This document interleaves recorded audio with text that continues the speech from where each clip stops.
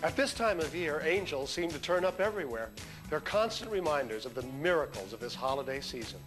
But angels can appear whenever and wherever they're needed, and our next story proves it. It takes place during one of the Earth's most deadly forces of nature, a tornado.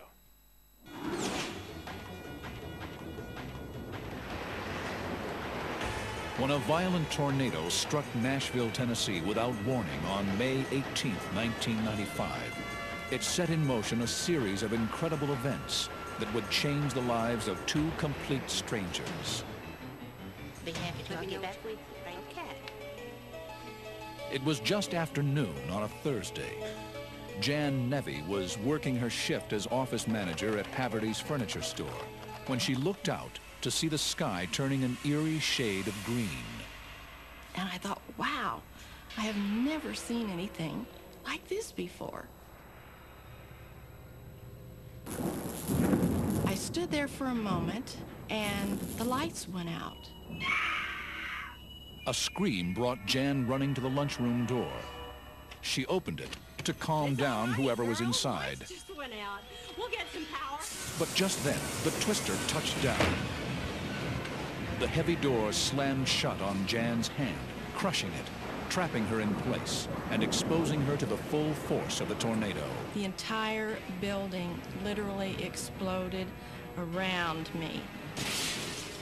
Nearby, windows suddenly imploded. Glass was going everywhere. They were huge pieces of glass. The air conditioning units were falling through. Tons of furniture was breaking and crashing, and I said, I'm not going to survive this. The building was being ripped from its foundation, showering her with debris. But for Jan, there was no escape. I tried to pull that door, and I pulled, and I pulled, and I was just stuck there. And I finally said, God, please help me. And then, just as suddenly as this violent storm had appeared, it was gone. The sky turned blue, the storm had passed over, and I was able to finally pull that door back out off of my hand. But there was not a lot left of my hand at that point.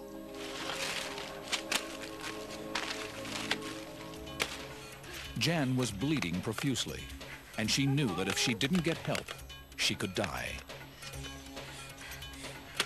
But the phones were dead. The store and the entire neighborhood around it had been reduced to rubble. And outside, there wasn't a car or person in sight who could take her to a hospital. I could get no help, and no help could get to me. So I thought, I'll just go sit on the curb, and I'm going to bleed to death right here. This is the day that I'm going to die. Jan was completely alone. Only a miracle could save her now.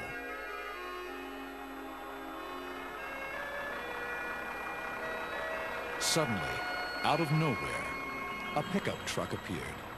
The driver, Robert Morgan, had absolutely no intention of being in Nashville that day. But something mysterious had forced him to change course, guiding him on a path that led directly to the furniture store. I looked around and all I seen was, down poles, power lines over all these cars, and I thought, man, you got to get out of here. And then all of a sudden, I looked around to my right, and there comes Jan up to the door. Can you take me to the hospital? Yes, ma'am. Robert was eager to help, but he wasn't from the Nashville area, and he had no idea where the nearest hospital was located.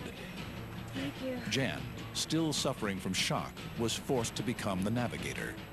And Jan was saying, please hurry. And I said, for some reason, I just said, no, it's time to stop. As he slammed on the brakes, a damaged live power line fell directly in front of them. A moment later, and they could have been electrocuted. Amazingly, there was still enough room for Robert and Jan to slip under the wire. But Robert and Jan's day of terror wasn't over yet. Oh, hurry, please. I'm bleeding so much. Jan's loss of blood had reached a critical stage. Robert struggled to remove his belt for her to use as a tourniquet. as he sped through the tornado wreckage. Jan was bleeding real bad, and all I could think of was she's going to pass out on me, and then where will I be? Because I didn't know where I was going. In desperation, Robert used his cell phone to get directions. But those directions led him straight back into the path of the tornado. It was just tearing up everything in its path. I could still feel the wind shaking the truck. I mean, it just felt like it was going to flip over just at any time. Suddenly, a section of roof filled with nails flew into the path of the truck. Robert braced himself for a blowout. But miraculously, the tires weren't damaged. The truck just seemed to be protected. Just like a big bowl or something was over the top of it, just moving along with us. When they finally arrived at the hospital, Jan was rushed into surgery. Fearing the loss of her hand, she would encounter one last astonishing incident of good fortune. One of the nurses patted me on the shoulder and she said, "You know, this is your lucky day." How's she doing? She said, "Normally we don't have an orthopedic surgeon in surgery on a Thursday." Very nice. The surgeon was able to save Jan's hand that afternoon. And today, she has almost completely recovered. Both she and Robert are still amazed by the mysterious forces that brought them together that day. There's so many things happened that day that it's hard for me to comprehend. I mean, I know that we were surrounded by a force that was greater than any that I knew, and it just protected us through all this. My life was spared due to a number of miracles that took place. There is no logical reason for my survival. But there may be another explanation. Jan believes that Robert was sent to her as a guardian angel. I would not be here today if it had not been for him. If you ask people that know me and know me real good, they'll tell you I'm no angel. But I believe that mine and her guardian angels were both there.